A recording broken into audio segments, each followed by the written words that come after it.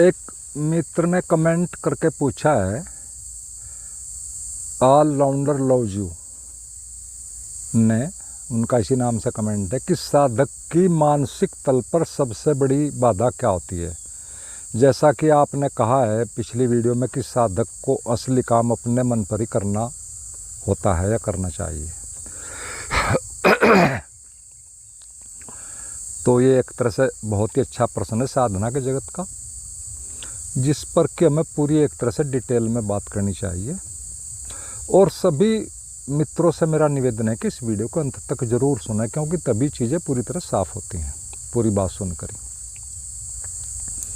तो मन के तल पर तो सबसे बड़ी बाधा तो सिर्फ एक ही है कि हमारा माइंड सेट, एक विशेष माइंड सेट जो पैदा होने से लेकर अब तक की जानकारियों से एक तरह से बनकर तैयार हुआ है, और जो पीछे से भी चीज़ें आई हैं, हिडन है हमारी जीन्स में, वो आई हैं उनसे और वर्तमान में मिली जानकारी से बनकर जो बना है। और सीधा सीधा कहें तो एक तरह से पूरी तरह से हम जो भी कुछ हमारा होना है दूसरों के द्वारा ही, चाहे वो परिवार से आया, समाज से आया, जीन से आया, बाहर शिक्षा आई, सब दूसरों से ही आई हुई जानकारियों से एक तरह से भरा हुआ हमारा एक होना जो है वो एक तरह से बायो कंप्यूटर है। हमारे जीवन की हर गतिविधि डायरेक्ट इनडायरेक्ट दूसरों से ही संचालित होती है या को एक तरह से हो रही है जीवन में, जबकि सारी साधना का लक्ष्य होता है सभी दूसरों से हटकर पहले स्टेप में अपने में आ जाना और फिर दूसरे चरण में चेतन रूप से अस्तित्व से जुड़ जाना। दो स्टेप में सारी साधना के, पहले स्वयं माना और फिर अपने स्रोत को एक तरह से पाना या को से चेतन रूप से जुड़ जाना। पहला आत्मा फिर परमात्मा। और इसमें सच में तो पहला स्टेप असली बात है, उसी पर सारा काम करना होता है। वो बाद की चीज़ें तो सेकंड वाला तो अपने आप ही बहुत थोड़ी उसमें हो जाता है। और इसको हम शुरू से देखें तो हम अपने जीवन के सारे निर्णय और क्रियाकलाप एक तरह से अंदर अपने मन में ये सोच कर करते हैं कि दूसरे क्या कहेंगे इसके बाद, या मेरे बारे में दूसरे क्या सोच रहे हैं या क्या सोचेंगे, मैं उन्हें एक तरह से कैसे इम्प्रेस करूं या कर रहा हूं या कर सकता हूं। इस तरह का हमारे माइंड में एक इनडायरेक्ट में एक तरह से एक चीज़ चलती रहती है, एक तरह से अनकॉन्शियसली। और ये सोच अगर बाहर के जीवन में देखें, पॉलिटिक्स में, समाज में, तो वहाँ तो ठीक हो सकते हैं, लेकिन साधना में तो ये एक सबसे बड़ी बीमारी यही है, क्योंकि हमें अपने पर आना और ये सारी चीज़ें दूसरों से जुड़ी हैं। तो साधना में तो ये एक तरह से सबसे बड़ा रोग क्या कहेंगे लोग, ये कहावत एक साधक को ध्यान रखनी चाहिए। और ये वही लोग हैं जो जरा जरा सी बातों पर बदल जाते हैं। हम सब इन चीज़ों को अच्छी तरह जानते हैं। आप अपने जीवन को एक तरह से यदि ध्यानपूर्वक निरीक्षण करोगे या देखोगे तो पाओगे कि चीज़ें शुरू में बड़ी सुंदर लगती हैं, बहुत आकर्षक लगती हैं शुरू में, चाहे वो किसी भी तरह की चीज़ें हैं, और फिर धीरे धीरे उनकी असलियत एक तरह से पता चलती एक तरह से जाती है। एक कहानी आपने सुनी होगी कि एक व्यक्ति जंगल में भटक गया, किसी कारण से कुछ लेने गया था और वो भटक गया, दिशा भ्रम हो गया, कहीं चला गया, शाम हो गई, फिर मजबूरी में वहीं पेड़ पर चढ़ गया, क्योंकि रात को सब जंगली जानवर आ जाते हैं। और इसी तरह उसको कुछ खा खो लिया, कहीं दिन में पानी पी लिया और हाल ख़राब, कुछ समझ में नहीं आ रहा है। और इसी तरह उसको 7 दिन गुजर जाते हैं जंगल में। और 7वें दिन जैसा ही वो दिन में जब ख़तरनाक पशु नहीं है चारों तरफ, नीचे उतरता है, पानी वानी की तलाश में कहीं जाता है, तो वो देखता कि दूर से एक पगडंडी से एक व्यक्ति आ रहा है। तो वो उसे देखकर बड़ा खुश होता है। 7 दिन बाद किसी व्यक्ति के उसे दर्शन हुए, बहुत खुश होता है, उसकी तरफ देखता ही रहता है। और वो व्यक्ति भी उसकी तरफ देख रहा आने वाला। जैसे नज़दीक आते हैं उसे पता चलता है कि वो दूसरा भी बहुत खुश हो रहा है, दोनों बहुत खुश हो रहे हैं एक दूसरे को देखकर। और फिर धीरे धीरे वो पास आता है, और जैसे ही पास आता है दोनों मिलते हैं तो एक दूसरे को बड़े प्यार से मिलते हैं और हग करते हैं, एक तरह से सोच कर भाई जैसे सारी समस्या हल हो गई। और फिर वो थोड़ी देर में पहला उससे पूछता है आने वाले से कि भाई कहो कैसे आ रहे हो, उधर से रास्ता किधर से है। और वो दूसरा कहता है कि मैं भी यही जानने के लिए खुश हुआ था कि तुमसे पूछूंगा कि रास्ता कैसे है। दोनों भटके हुए हैं। और फिर दोनों भटके होगा मतलब क्या होगा, दोनों मिलेंगे तो फिर डबल भटकन होगी। तो ये सारी चीज़ें जीवन में ऐसे ही चलती रहती हैं। यही चीज़ें समझने के एक साधक के लिए। और हमारी समस्या सिर्फ यही है कि हम पुराने माइंड सेट से ही सारी चीज़ें एक तरह से करते रहते हैं और उसको बदलना नहीं चाहते, माइंड सेट को नहीं बदलना चाहते और चीज़ों को बार बदलते रहते हैं, जबकि असली चीज़ माइंड सेट है। और फिर ऐसे ही चलते चलते अंततः फिर सारा जीवन एक तरह से चला जाता है और यानी नो प्रोग्रेस, परिणाम कुछ नहीं। और इसमें हमारी एक तरह से बड़ी भूल यह होती है कि हम दूसरों के बदलने में ही लगे रहते हैं हमेशा जीवन भर, जबकि फैक्ट ये है कि हम सिर्फ और सिर्फ स्वयं को ही बदल सकते हैं। और दुनिया के सभी बुद्धिमान व्यक्ति एक बात पर हमेशा एकमत रहे हैं कि जीवन में सबसे ज़्यादा इन्वेस्टमेंट अगर कहीं करना है व्यक्ति को तो स्वयं पर करना चाहिए। इन्वेस्टमेंट का मतलब यहाँ पैसे से नहीं है, इन्वेस्टमेंट का मतलब अपना समय, अपनी ऊर्जा, अपने साधन, अपने को विकसित करने में, सीखने में, नई चीज़ें सीखने में, नए नए माइंड सेट सीखने में, नई नई सूक्ष्म चीज़ें जीवन के बारे में सीखने में, उन पर खर्च करना चाहिए। और यही सबसे बड़ी बुद्धिमत्ता है कि अपने पर खर्च करो। और अगर एक तरफ से देखें तो ये सबसे बड़ी सरल बात भी है स्वयं को विकसित करना, क्योंकि वहाँ एक तरह से दूसरे कोई भी डिस्टर्बेंस नहीं कर सकते। अगर हमें सच्ची प्यास है, दूसरे कुछ नहीं कर सकते। अगर हमें थोड़ी सी भी अवेयरनेस है और थोड़ी सी भी प्यास चाहिए। और अभी के हाल में अगर देखें तो जो हमारा फ़िलहाल का होना है एक तरह से, वो हमारा एक तरह का एक ख़ास माइंड सेट का होना है अभी। तो हम यहाँ माइंड सेट के बारे में, इस पर ही आज का सारा ये टॉपिक है, वीडियो है। कुछ बातों को समझते हैं, 2-3 बातों को मेनली। तो पहली बात तो यह है कि जब हमारा जो होना है, हम सभी जानते हैं कि बॉडी, माइंड और सोल का एक तरह से कॉम्बिनेशन है हमारी पर्सनैलिटी, जो भी हमारा होना है। तो फिर ये हमारा होना तो 3 का, लेकिन हम माइंड सेट पर ही क्यों बातें कर रहे हैं, बॉडी सेट पर क्यों नहीं कर रहे हैं, सोल सेट पर क्यों नहीं कर रहे? तो उसका सीधा सा उत्तर है कि सिर्फ इसलिए कि मन ही असली मालिक है फिलहाल हमारी पर्सनैलिटी का। ये कहो कि हर हाल में उसी की चलती है, आप कितना ही अपना निरीक्षण करोगे पाओगे तो डायरेक्ट इनडायरेक्ट चलती उसी की है। और ये 100 शेष जो 2 हैं शरीर, ये तो एक तरह से पदार्थ है, मशीन है। और दूसरी चेतना जो, वो अभी एक तरह से विकसित नहीं हुई है, बहुत अति प्राइमरी अवस्था में। तो सिर्फ मन ही सक्रिय है, मन ही के हाथ में सारी पावर है। तो इसीलिए मैं सारा का सारा एक तरह से जो काम है वो एक तरह से मन पर ही, या कहो माइंड सेट पर ही एक तरह से सारा का सारा हमें करना पड़ता है। तो मतलब क्या है इस माइंड सेट का, इसको भी थोड़ा सा समझो। माइंड तो हम जानते हैं, सेट शब्द का हम थोड़ा सा हमें समझना चाहिए अपने बारे में। और सेट शब्द के जनरली 2 ही अर्थ होते हैं, हम सब जानते हैं।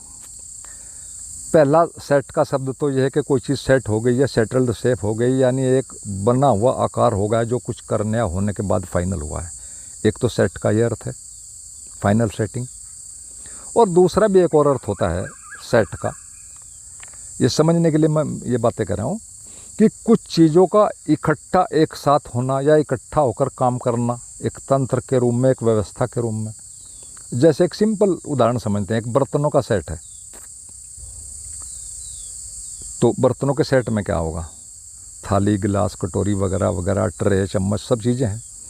और वो सारी भोजन में काम करती हैं जिस चीज़ के लिए वो सेट बना है। तो ठीक इसी तरह हमारा माइंड सेट भी, उसमें भी कई चीज़ें हैं। बॉडी, माइंड, सोल तो है ही, हमारे पुराने अनुभव भी हैं, भविष्य की कल्पनाएं भी हैं, बुद्धि, अहंकार आदि आदि बहुत सी चीज़ें हैं। और ध्यान रखना, हमारे जीवन की हर गतिविधि में ये सारी चीज़ें काम करती हैं। यहाँ तक कि हमारे जीन्स भी जो अंदर है, जीन्स से भी वो भी करता है। और ये पूरा का पूरा सेट काम करता है। भले ही इनमें कोई कम काम करे, दिखाई नहीं भी दे, कोई ज़्यादा करे वो दिखाई दे, हम समझ लें। तो सच में हमारा माइंड सेट जो है पूरे, अगर एक शब्द में कहें तो हमारा एक बायोलॉजिकल इंफ्रास्ट्रक्चर कह सकते हैं हम इसको। और ये मनुष्य में सारा का सारा इंफ्रास्ट्रक्चर टोटल समानुसार भी एक तरह से बदलता रहता है, एज के साथ भी, परिस्थितियों के अनुसार भी। लेकिन ये सारा का सारा फिर भी अंततः नेचुरल है, प्राकृतिक है। ये चेतन विकास नहीं होता है सारा का सारा, ये तो परिस्थितिवश होता है सारा का सारा, नेचुरल है। जबकि साधना सीधे सीधे एक चेतन विकास है। इसको एक और उदाहरण से हम थोड़ा सा समझते हैं। एक बच्चे में शरीर, मन, आत्मा आदि तीनों हैं।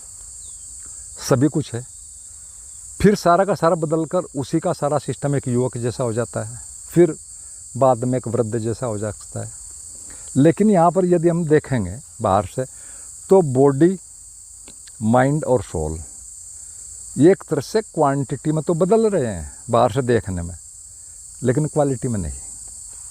और यही बात असली समझने वाली है।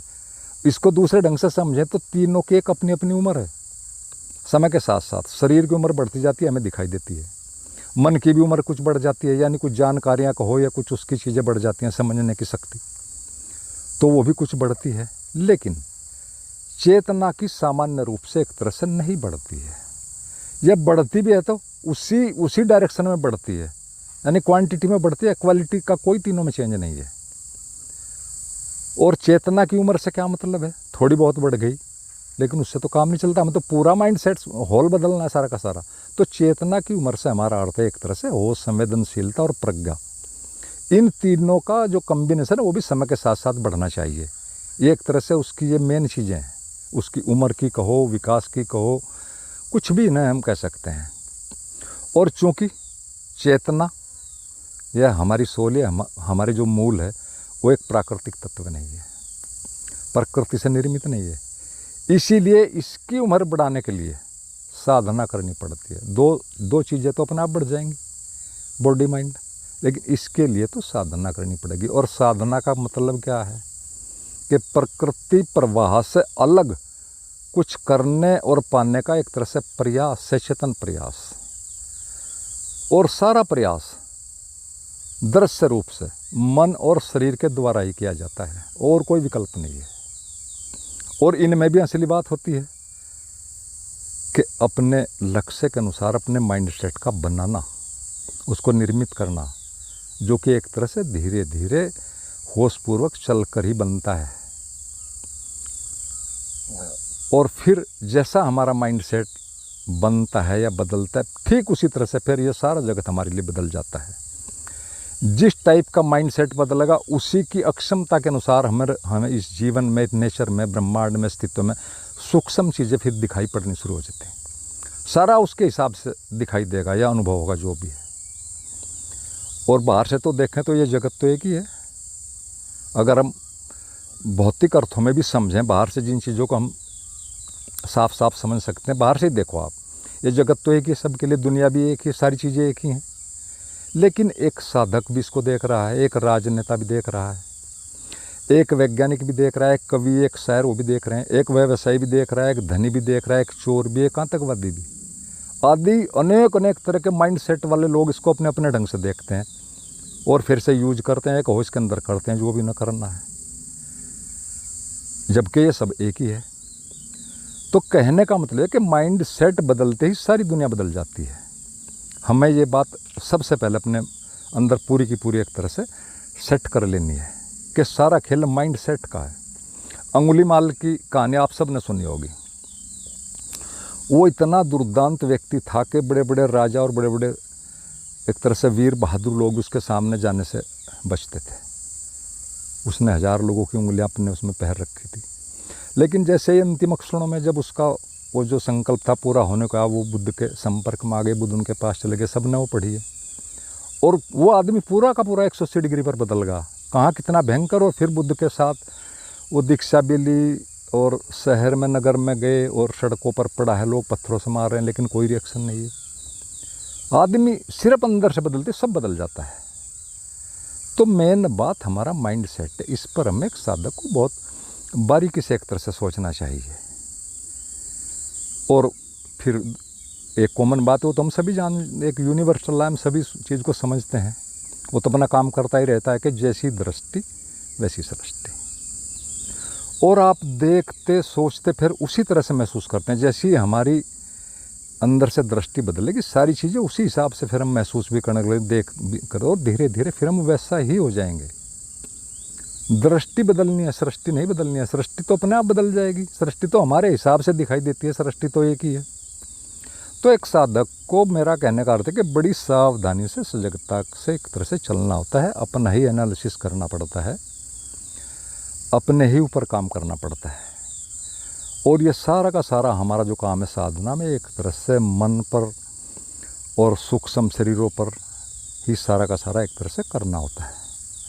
और ये एक तरह का कोई मुश्किल काम नहीं है, लेकिन कई कारणों से मुश्किल है। इस पर भी फिर अलग से कभी बात करेंगे।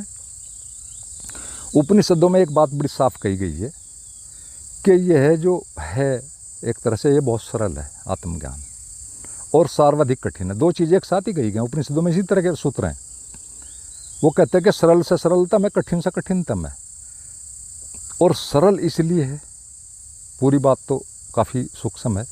सरल इसलिए कि सब आपके ही द्वारा होना है, आप ही करने वाले हैं, आप ही प्रयोगशाला, आप ही परिणाम हैं, आप ही टूल्स हैं, आप ही करने वाले हैं, आप ही परिणाम, सब कुछ आप ही प्रयोगशाला है, सारा आप ही के द्वारा करना है। तो इसलिए सरल है, दूसरा कुछ नहीं कर सकता। और कठिन इसलिए कि हमारे दूसरों से जुड़े रहने की जो एक तरह की एक आदत हो गई है, वो इतनी पक्की हो गई, इतनी एक तरह से सख्त हो गई है और मजबूत हो गई है कि हम उसको पार नहीं उसके पा सकते, और उससे सम्मोहित हो गई हैं, क्योंकि सारा जीवन सम्मोहन है। सम्मोहन का सिंपल सा अर्थ है, सीधा साधा, कि जितनी बार किसी काम को, चीज़ों को, कल्पनाओं को, विचारों को दोहराओगे, करोगे, देखोगे, विचारोगे, विजुअलाइज करोगे, उतना ही वो आपके अंदर मजबूत हो जाएंगे, और फिर आपका उनसे बाहरना उतना ही मुश्किल हो जाएगा। तो यही सारी चीज़ें समझने की है। इस विषय में मैं आपको एक दो बात और बता दूं यहीं पर, थोड़ी सी अपने जीवन के अनुभव की। इन पिछले 5 साल में कई लोग मुझसे मिले हैं, फ़ोन पर तो आप एक बात कर चलती रहती हैं। कई लोग दूसरी संस्थाओं से जुड़े हुए मिले हैं, जो ब्रह्म कुमारी से या और दूसरी हैं। तो वो मिले हैं, वो सीधे अपनी प्रॉब्लम कहते हैं कि मेरी ये प्रॉब्लम है, मैं इतने दिन से फला उससे जुड़ा हूँ, 20 साल से, कोई 15 से, कोई 18 से, और ये मेरी समस्या में साधना कर रहा हूँ। तो मैं उनसे एक ही बात कहता हूँ कि ठीक है, जिन लोगों से आपने दीक्षा ली है, जो लोग आपके गुरु हैं, उनसे पूछिए इस बारे में, मैं क्या बता सकता हूँ। मेरे हिसाब से कौन सा आप कुछ कर रहे हैं। वो कहते हैं कि उनसे तो हम बार बार मिलते हैं, तो कहते हैं कि ठीक हो जाएगा, सब चलते रहो, ऐसे ही चलते रहो। और हमारा कुछ ठीक नहीं हुआ, हम 15 साल से हैं, कोई 20 से है। तो मैं उनको एक ही कहता हूँ, भाई ठीक है, जब 20 साल हो गए, 1 साल मेरे साथ रहो, उनको पूरी तरह छोड़ दो। और अंततः कुछ उनमें कई ईमानदार लोग भी हैं, उन्होंने कहा कि उनको तो नहीं हम छोड़ सकते, तो बहुत प्यारे लोग हैं, बहुत भले लोग हैं। अब बताओ, इस चीज़ में साधना में भी भलेपन को भी ऐड कर लिया। अरे भैया, जो आपकी प्रॉब्लम हल करे वही आपके लिए ठीक है, टीचर तो वही ठीक है। अब इसमें भलापन भी, प्रेम भी, इसी में वो भी फिट कर दिया। ये हमारी अवेयरनेस है। तो मैं मोटी मोटी सी चीज़ें अपने अनुभव की बता रहा हूँ आपको। और अब मैं आपको 2 घटनाएं सुनाता हूँ, सिर्फ माइंड सेट को भी, ताकि ये चीज़ और क्लियर हो जाए। हम माइंड सेट पर आज पूरी बातें करेंगे। और इनमें जो पहली एक तरह से घटना है, वो तो पूरी तरह वास्तविक है, सच है, मेरे एक मित्र के द्वारा घटी है, मेरे उसके बीच में ही।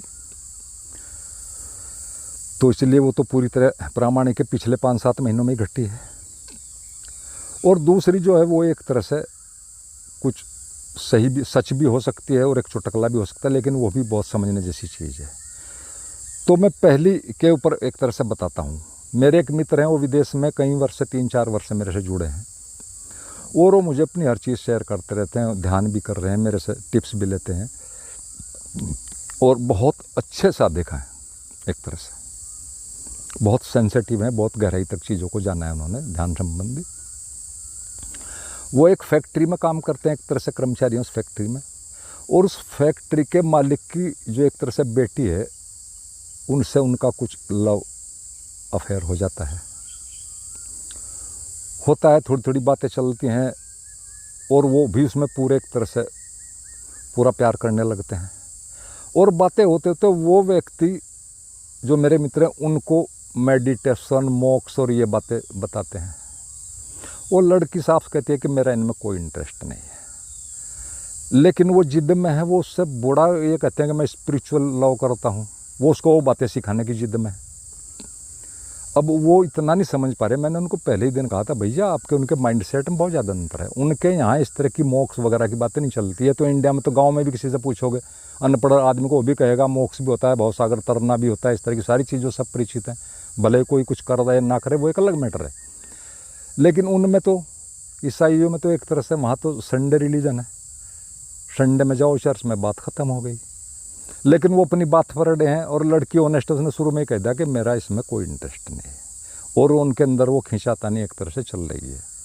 मैंने शुरू में उनसे कह दिया था आप इसको इतना डीप में मत ले जाओ, सीधा उसकी बात को समझो लड़की के। और आप भी कह रहे हैं मुझे बहुत ज़्यादा प्रेम है, तो बड़ी सीधी बात है, ये आपके दोनों के अंदर का बॉडी और माइंड की वेव्स का खेल है, ये नेचुरल सिस्टम है। इसको इतना बड़ा तूल मत दो, इसको स्पिरिचुअलिटी में मत घसीटो, वरना प्रॉब्लम होगी। तो खैर वो कहने लगे कि मैं एक्सपेरिमेंट करना चाहता हूँ, अगर आप कहें। मैंने कहा करो, मुझे क्या दिक्कत है। तो जैसे ये बात चल रही थी, मैं तो फिर उस वक्त मौन में चला गया। जैसे उन्होंने कहा कि मैं एक्सपेरिमेंट करता हूँ, तो मैं तो 40 दिन मौन में चला गया, दिसंबर जनवरी की बात है। और उन्होंने अपना एक्सपेरिमेंट किया, और जैसे ही मैं फरवरी के शुरू में मौन से बाहर आ, फिर उन्होंने संपर्क किया। उन्होंने बीच में कोई कॉन्टैक्ट नहीं आया, वो कभी व्हाट्सएप से भी मुझे ज़रा भी डिस्टर्ब नहीं करते कभी किसी मौन में, जबकि मैं एक बार वो भी देखता हूँ व्हाट्सएप मौन के अंदर भी 24 घंटे में 2-4-10 मिनट के लिए। तो फिर जैसे ही उनसे मुलाकात हुई फरवरी में, इसी फरवरी में लास्ट, तो वो फुल परेशान। वो कहने लगे जी मेरा हाल तो बहुत ख़राब होगा, मेरे तो दिमाग की सुई 24 घंटे वहीं अटकी रहती है उस पर ही, मेरी तो नींद भी ख़राब हो गई सारी की सारी, अब मैं क्या करूं, मुझे इससे थोड़ा बाहर निकालो। तो खैर मैंने उनसे जो भी टिप्स दी 2-4, वो थोड़ा बाहर आए, सामान्य हुए 5-7-10 दिन में। तो मैंने कहा भैया इन चीज़ों को समझो, माइंड सेट में आप दोनों के बहुत ज़्यादा डिफरेंस है, ये बात नहीं चलेगी। लेकिन वो बाहर तो आ गए, लेकिन अभी भी इन्वॉल्व हैं कहीं गहरे में। वो कहते हैं कि मैं अभी भी प्यार करता हूँ, हालांकि मैं बहुत तनाव से गुजरा हूँ इन बीच में 2 महीने में, और मैंने कई बातें सीखी है। मैंने कहा कि बताओ अपने अनुभव बताओ, आप मुझे बताओ, कम से कम मैं कहीं शेयर ही कर दूंगा, शायद किसी और को कुछ लाभ मिल जाए। उन्हें कहा कि हाँ मैंने कई चीज़ इसमें मिली हैं, ये जो 2 महीने का तनाव मैंने झेला है, इसमें पहली बात तो वो कहते हैं कि मुझे ये मिली कि हम जिनको बहुत ज़्यादा प्यार करते हैं, बहुत ज़्यादा चाहते हैं, वही हमें उतना नहीं समझते, वही हमें ज़रा भी समय देने नहीं चाहते, क्योंकि वो समझ जाते हैं कि ये कुछ कहीं नहीं जाएगा। कि मैंने उनसे बार बार सिर्फ इतनी ही बात की कि सिर्फ मेरी बात पूरी सुन लो, और तुम मानना है ना मानना वो बात की बात है। लेकिन उस लड़की ने वो सुनी भी नहीं और उससे दूर भी नहीं रखती। तो उन्होंने कहा कि पहली बात है कि हम जिनको ज़रूरत से ज़्यादा चाहते हैं वही हमारी बात नहीं सुनते। मैंने कहा ठीक। और फिर दूसरा उन्होंने अपना अनुभव बताया कि यहाँ आदमी जहाँ भी फंसता है वो खुद ही फंसता है, खुद ही छेड़छाड़ करता है, खुद ही दूसरों को उंगली करता है, फंसता है, और फिर दोष एक तरह से दूसरी चीज़ों पर देता कि फला वजह से, इस वजह से, उस वजह से, कि सब मैंने ही किया, जो कुछ किया उसका सच में दोष नहीं है। वो तो ऑनेस्ट, उसने पहली बार ही साफ कह दिया था कि मेरा इसमें कोई इंटरेस्ट ही नहीं है और मैं ज़बरदस्ती कर रहा हूँ, तो इसलिए सारा दोष मेरा है।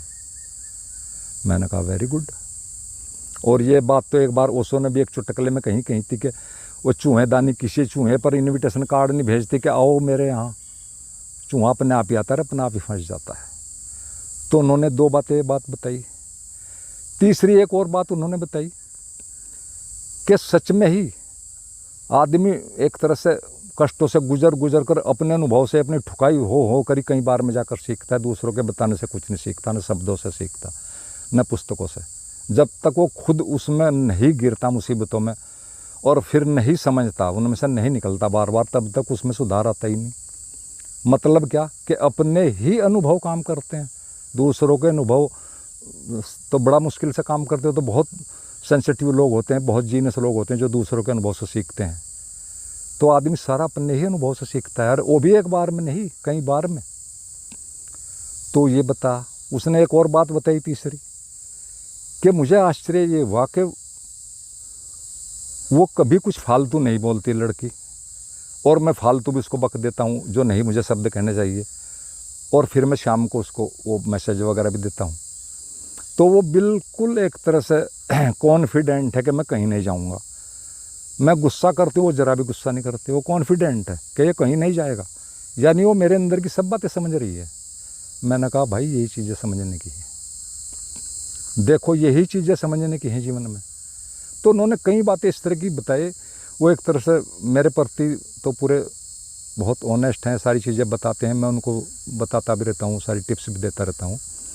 तो वो कहते हैं कि मैं तो अब आपको तो गुरुजी कहता ही हूँ, मेरा तो अब दूसरा गुरु वो भी है, उसने भी मुझे बहुत कुछ सिखाया। मैं कहा ठीक है, ऐसे ही तो सीखते हैं, सीखो, करो और करो एक्सपेरिमेंट, भुगतो। तो ये इस तरह की चीज़ है, हमें सारी चीज़ें अपने ही बारे में जाननी चाहिए, अपने माइंड के। दुनिया के बारे में जानने से कुछ नहीं होता, अपने बारे में जानो, अपने माइंड के बारे में जानो, मैकेनिज्म के कैसे वो काम करता है। तो ये तो एक घटना मैंने अपने मित्र की सुनाई, जो कि एक तरह से पूरी सच है, तो वास्तविक है।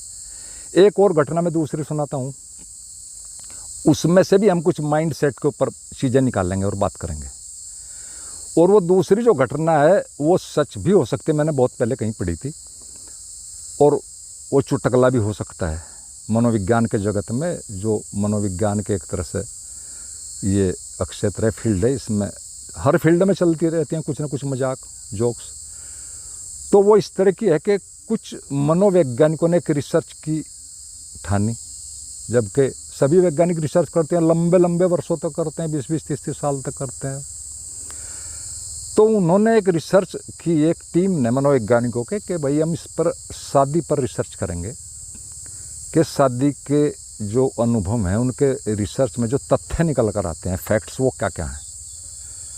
अब उन 6-7 लोगों की टीम थी, उसमें कई लोग शादीशुदा थे, 1-2 बिना शादी के भी थे। तो शादी वालों ने कहा कि ठीक है, हम तो अपने फैक्ट्स देंगे, लेकिन जो ये अनमैरिड हैं ये भी करो, अपने अनुभव ये भी दो। उनमें से एक वैज्ञानिक इस एक्सपेरिमेंट के निर्देशानुसार अपने हेड के, जो टीम का हेड था, शादी करता है। और एक आध महीने, उन्हें हर महीने रिपोर्ट भेजनी थी अपने हेड को कि क्या तथ्य निकल कर आ। तो पहले महीने तो उसने थोड़ी बहुत चीज़ें भेजी, अपनी जो रिपोर्ट थी वो भेजी मासिक। फिर उसने 6-7 महीने कोई रिपोर्ट नहीं भेजी।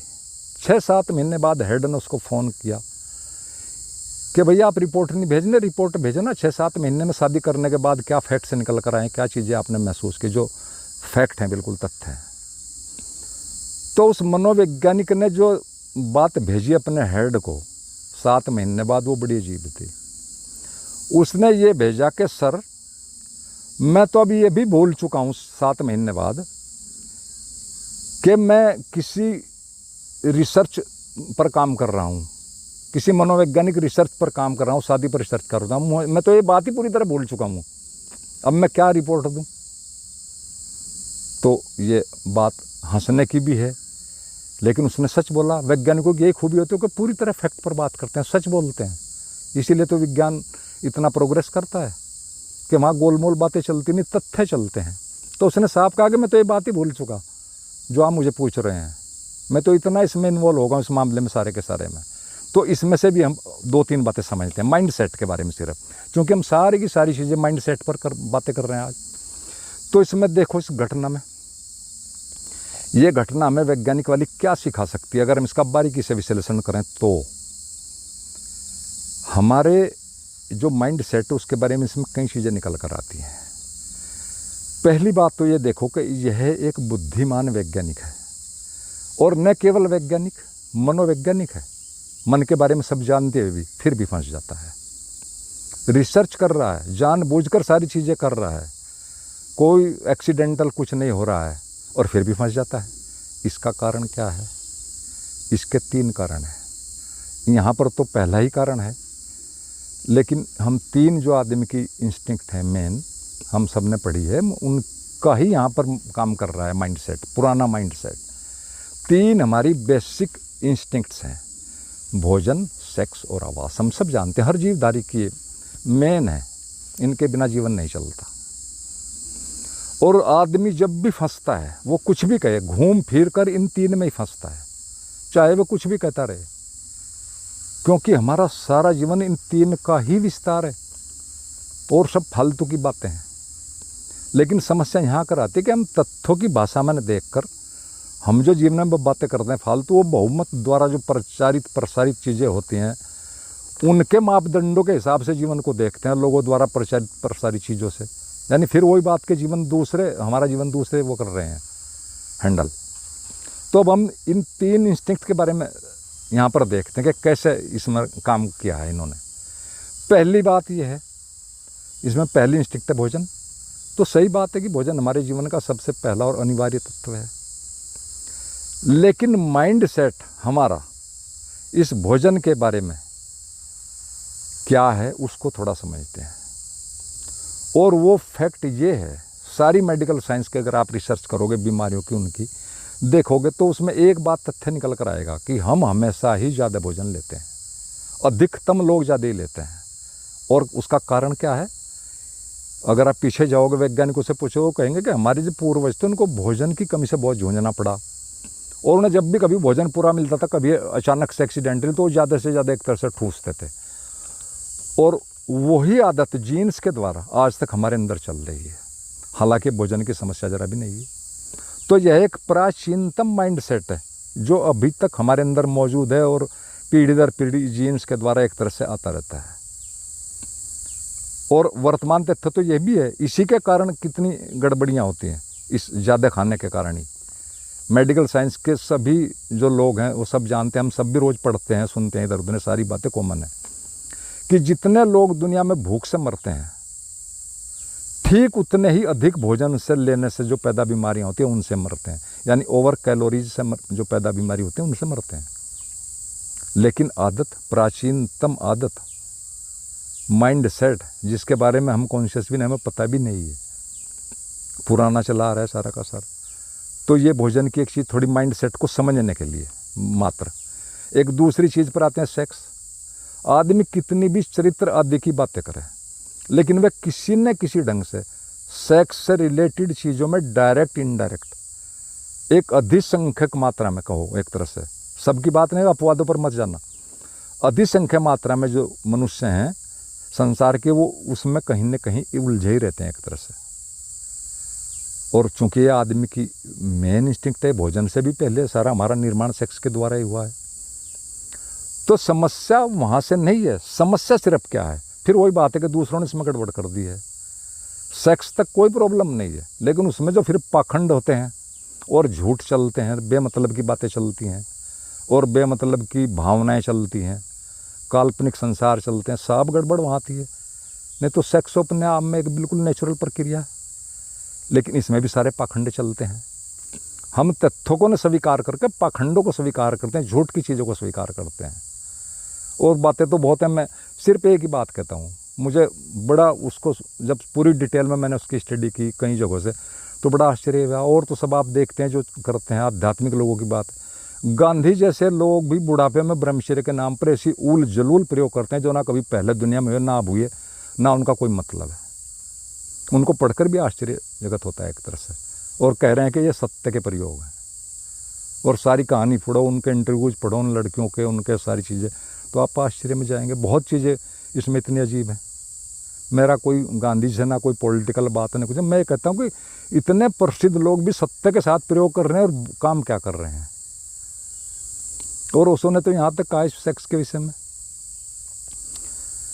कि यदि कोई साधक है, किसी मनुष्य पर सेक्स काम नहीं करता है, तो उस पर कुछ भी काम नहीं करेगा। वो साधना के पॉइंट ऑफ व्यू से कह रहे हैं कि अगर आप सेक्स से प्रभावित नहीं होते हैं तो आप किसी से प्रभावित नहीं होते। और ठीक कह रहे हैं, क्योंकि सेक्स हमारा सबसे ज़्यादा ऐसा फैक्टर है जो हमें प्रभावित करता है, लेकिन आदमी सच को स्वीकार ही नहीं करता। ये हमारा प्राचीनतम माइंड सेट है, लेकिन हम इसका भी यूज सही नहीं करते। हम सभी चीज़ों का यूज गलत ढंग से करते हैं। अगर चीज़ों का तथ्यों की तरह प्रयोग हो तो कहीं जीवन में समस्या नहीं है। समस्या सिर्फ ओवर थिंकिंग से आती है, पाखंड से आती है, झूठ से आती है। तो ये थोड़ी सी बात है, इसमें ज़्यादा नहीं हम करते, लेकिन मेरा सिर्फ यही मतलब है कि आप माइंड सेट को समझो, हमारा माइंड सेट कैसे काम करता है, क्योंकि हमें अपने माइंड को समझना है, चीज़ों को दुनिया की नहीं समझना। अगर हम एक सच्चे साधक हैं, अगर हमें मन के पार जाना है तो माइंड को समझना ही पड़ेगा। और मन को समझने का मतलब माइंड सेट, नया माइंड सेट अपनी गोल को पूरा करने के हिसाब से निर्मित हमें करना है। तो मैं तथ्यों की दृष्टि से चीज़ें समझनी और किसी दृष्टि से चीज़ें नहीं समझनी जो मैं आपको बता रहा हूँ। तो ये दो बातें हुई, भोजन, सेक्स। अब तीसरी बात क्या, आवास की है। तो ये बात इसको भी समझ लो, इसमें हमारा माइंड सेट कैसा काम करता है। बड़े आराम से आप देखो चारों तरफ जीवन में, व्यक्ति के पास जब भी धन या पद होता है, दोनों अधिक आते हैं, तो वह अपने मकानों द्वारा एक तरह से बड़े इंफ्रास्ट्रक्चर करके उसे फिर दिखाने की व्यर्थ की कोशिश करता है। अधिकतम लोग, सभी को मत इसमें लेना, अधिकतम यही चलता है। और फिर अपनी चीज़ों को दिखाने के लिए अलग अलग आयोजन भी करता है, कथाएं वगैरह, फलाना फलाना। ये बात क्या है सिर्फ, जबकि उतनी ज़रूरत नहीं होती, न उतने मकानों की ज़रूरत है। बहुत लोगों के पास इतने ज़्यादा मकान है कि उनकी सफाई करना मुसीबत है। बात सिर्फ इतनी है कि ये हमारा एक पुराना माइंड सेट हमारे पूर्वजों से हमारे अंदर आ चुका है। हमारे आदि मानवों का भी और उनके बाद का भी सबका एक ये ज़्यादा मकान होना है, बड़ा मकान होना एक सिंबल था, स्टेटस सिंबल था। ये सारे हमारे प्राचीनतम माइंड सेट जो जीन्स के द्वारा हमारे अंदर मौजूद है, अभी भी काम करते हैं और अधिसंख्य लोग इनसे एक तरह से प्रभावित होते हैं। और हम नहीं समझते, अध्यात्म में हम त्याग की बहुत बातें सुनते हैं। त्याग का क्या अर्थ है? त्याग का अर्थ ये नहीं कि आप दुनिया छोड़ दो, घर छोड़ दो, ये वो छोड़ दो। त्याग का सिर्फ एक ही अर्थ है कि होशपूर्वक जो चीज़ें बेकार हैं, जो चीज़ें यूजलेस हैं, जिनका कोई मतलब नहीं, हमारे गोल से लक्ष्य से कोई लेना देना नहीं है, उनको देखो और गिरा दो। ये तो त्याग का अर्थ है। लेकिन हम त्याग के अर्थ भी पता नहीं किस तरह के लेते हैं सर। तो सीधी बात साधक के लिए एक ही समझने कि हमारा पूरा का पूरा जो माइंड है और ब्रेन है, या कहो हमारा पूरा का पूरा ये जो फंक्शन है, हमारा माइंड सेट है, ये सारा का सारा एक तरह से हिप्नोसिस और उससे जुड़े जो सूक्ष्म आयाम है हिप्नोसिस के, ये सारा का सारा उनके नियमों के तहत काम करता है।